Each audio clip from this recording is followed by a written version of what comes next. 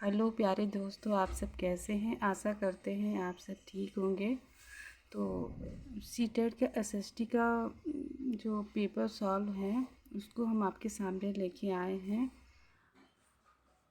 सामाजिक अध्ययन का। तो चलिए शुरुआत करते हैं। निम्नलिखित में से कौन से कथन प्रख्यात महाकाव्य शिल्पाधिकारम के विषय में सही है। तो इसमें आंसर क्या होगा, हमारा ए होगा। ए यानी कि ए बी मल्ली। तो ए हमारा सही होगा। यह इलांगो द्वारा रचित है और यह तमिल भाषा में रचित है। अब इसकी हम व्याख्या भी कर लेते हैं। शिल्पाधिकारम के विषय में सही जानकारी, यह इलांगो द्वारा रचित है और यह तमिल भाषा में है। शिल्पाधिकारम को तमिल साहित्य के प्रथम महाकाव्य के रूप में जाना जाता है।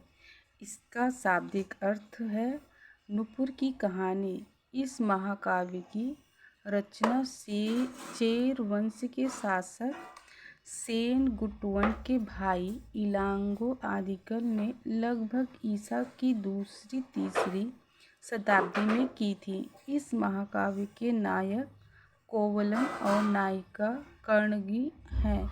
इस महाकाव्य में कवि ने तत्कालीन तमिल समाज का सजीव चित्र प्रस्तुत करने के साथ साथ समाज में प्रचलित नित्य व्यवसायों आदि का भी परिचय दिया है। अब हम दूसरा क्वेश्चन देखते हैं।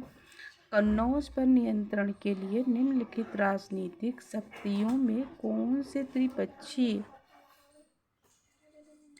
त्रिपक्षीय संघर्ष के 3 पक्ष थे।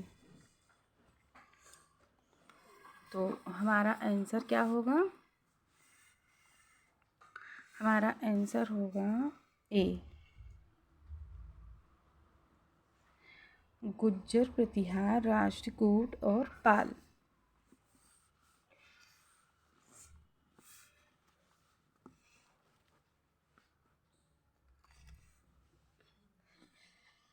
कन्नौज पर नियंत्रण के लिए गुज्जर, प्रतिहार, राष्ट्रकूट और पाल ये तीनों राजनीतिक शक्तियां संघर्ष के पक्ष में थीं। कन्नौज का व्यापारिक दृष्टिकोण से बहुत महत्वपूर्ण स्थान था, इसीलिए तीनों शक्तियां अपने अधिकार में लेने के लिए संघर्ष रहते थे। पाल साम्राज्य की स्थापना 750 ईस्वी में गोपाल ने की थी। तिब्बती लामा व इतिहासकार तारानाथ के अनुसार गोपाल ने ओदंतपुरी में एक बौद्ध मठ का निर्माण करवाया था। प्रतिहार अग्निकुल के राजपूतों में सर्वाधिक प्रसिद्ध वंश था। ग्वालियर प्रशस्ति में इन्हें राम के छोटे भाई लक्ष्मण का वंशज बताया गया। इस वंश की स्थापना हरिश्चंद्र नामक राजा ने की थी, किंतु इस वंश का प्रथम वास्तविक शासक नागभट्ट प्रथम था। राष्ट्रकूट वंश की स्थापना दंती दुर्ग ने की थी। दंती दुर्ग ने उज्जैन में हिरण्यगर्भ नामक महायज्ञ किया था। अब हम लोग तीसरा क्वेश्चन स्टार्ट करते हैं। अशोक के शिलालेख देश के भीतर और बाहर कई जगहों पर मिले हैं। निम्नलिखित में से कौन सा विकल्प सही जगहों को दर्शाता है। क्वेश्चन क्या है। ए है कालीबंगा, चंदूदड़ो, धौलावीरा, सोतकाको, जौंगड़, मस्की, टोपरा, लंपक, गंवेरी वाला, इनाम गांव, दावजली, हेडिंग, हुनसिंग, भीमबेटका, कुरनूल, पय्यमपल्ली। तो ऑप्शन हमारा है आंसर बी, जौंगड़, मस्की, टोपरा, लंपक। अशोक के शिलालेख देश के भीतर और बाहर कई जगहों पर मिले हैं, जिनमें से जौगड़, मस्की, टोपरा, लंपक आदि हैं। मौर्य साम्राज्य बहुत बड़ा था, इसलिए अलग अलग हिस्सों पर अलग अलग ढंग से शासन किया जाता था। पाटलिपुत्र और उसके आसपास के इलाकों पर सम्राट का सीधा नियंत्रण था। अशोक के कुछ महत्वपूर्ण शिलालेख। फर्स्ट है जौगड़। जौगड़ होता है उड़ीसा के गंजाम जिले में स्थित है। दूसरा है मस्की, कर्नाटक के रायचूर जिले में स्थित है। तीसरा है दिल्ली टोपरा, यह प्रारंभ में उत्तर प्रदेश के सहारनपुर जिले में स्थापित था, बाद में फिरोज शाह तुगलक द्वारा दिल्ली लाया गया।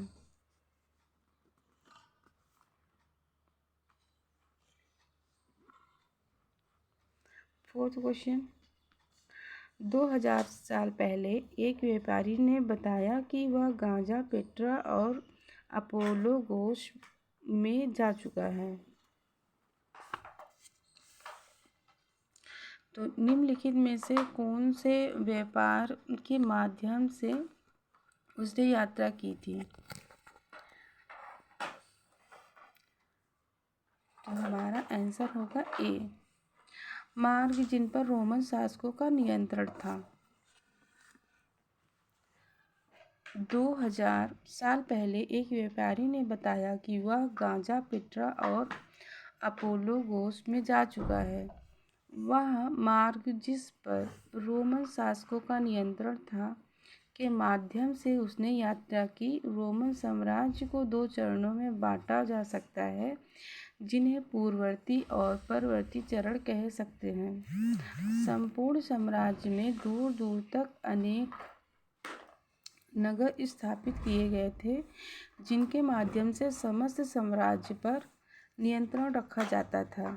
इन शहरों के माध्यम से सरकार प्रांतीय ग्रामीण क्षेत्रों पर कर लगाने में सफल हो पाती है, जिससे साम्राज्य को कर वसूली और अपने क्षेत्रों के प्रशासन के कार्य में सक्रिय सहायता देते थे।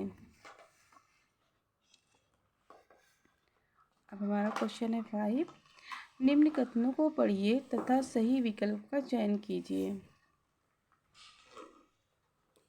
कथन है, सम्राट शाहजहां के सिंहासन के पीछे पितरा दूरा के जड़ाऊ काम में पौराणिक यूनानी देवता आफियर्स को वीणा बजाते हुए चित्रित किया गया था।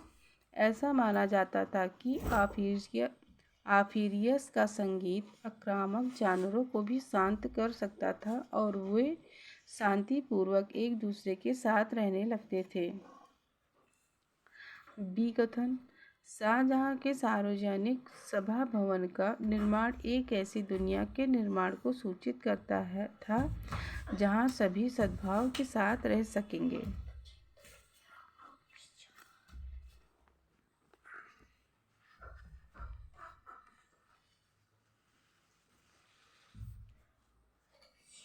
तो हमारा आंसर होगा सी, यानी कि ए और बी दोनों सही हैं और बी की सही व्याख्या करता है। यानी कि ए क्या था हमारा, सम्राट शाहजहां के सिंहासन के पीछे पितरा दूरा के जड़ाव काम में पौराणिक यूनानी देवता आफिरियस को वीणा बजाते हुए चित्रित किया गया था। ऐसा माना जाता था कि आफिरियस का संगीत आक्रामक जानवरों को भी शांत कर सकता था और वो शांतिपूर्वक एक दूसरे के साथ रहने लगते थे। शाहजहां के सार्वजनिक सभा भवन का निर्माण एक ऐसी दुनिया के निर्माण को सूचित करता था जहां सभी सद्भाव के साथ रह सकेंगे। अब इसका हम लोग आंसर भी देख लेते हैं। सम्राट शाहजहां के सिंहासन के पीछे पितरा दूरा के जड़ाऊ काम की एक श्रृंखला बनाई गई थी, जिसमें पौराणिक यूनानी देवता आफियस को वीणा बजाते हुए चित्रित किया गया था। ऐसा माना जाता था कि आफियस का संगीत आक्रामक जानवरों को भी शांत कर सकता था और वो शांतिपूर्वक एक दूसरे के साथ रहने लगते थे। और शाहजहां के सार्वजनिक भवनों का निर्माण एक ऐसी दुनिया के निर्माण को सूचित करता था जहां सभी सद्भाव के साथ रह सकेंगे। इस प्रकार से कथन ए और कथन बी दोनों सही है। एक की सही व्याख्या भी करता है। तो शाहजहां ने दिल्ली के लाल किले में अपने नवनिर्मित दरबार में राजकीय न्याय और शाही दरबार के अंतः संबंध पर बहुत बल दिया। तो आज हमने आपको बच्चों सीटेट के एसएसटी का 5 क्वेश्चन कराया है। अगर आपको ये वीडियो अच्छी लगे प्यारे दोस्तों तो प्लीज़ हमें कमेंट सेक्शन में बताएं, और अगर ये वीडियो अच्छी लगी हो तो इसे लाइक करिए, सब्सक्राइब करिए। ओके, मिलते हैं नेक्स्ट वीडियो में।